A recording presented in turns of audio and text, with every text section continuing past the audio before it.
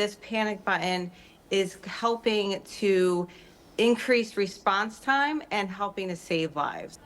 Tonight in Crisis in the Classroom, the importance of a school safety plan. Good evening, everybody. I'm Scott Couch. Megan has the night off. School resource officers at Cookeville High School sprang into action early today after a student in a classroom claimed to have a gun.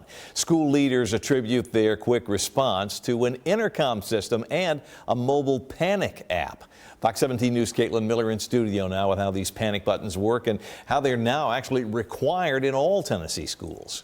Yes, Scott. Well, Alyssa's law passed in Tennessee last May. Now, this law calls for the installation of silent panic alarms directly linked to law enforcement. So they could be on a lanyard like this one, where you click the button 3 times and then it alerts law enforcement, or it could be on a mobile app. So in case of an emergency, they will get on the scene as quickly as possible to take down a threat or triage any victims.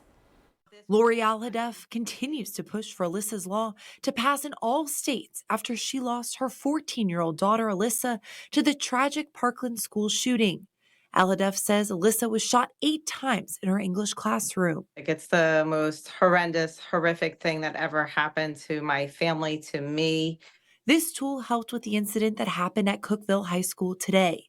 Putnam County Sheriff's Office says a 9th grade student disrupted the class and said, "I've got a gun in my backpack." Putnam County Schools then explains the English teacher immediately hit an emergency button linked to the intercom system that notified the front office.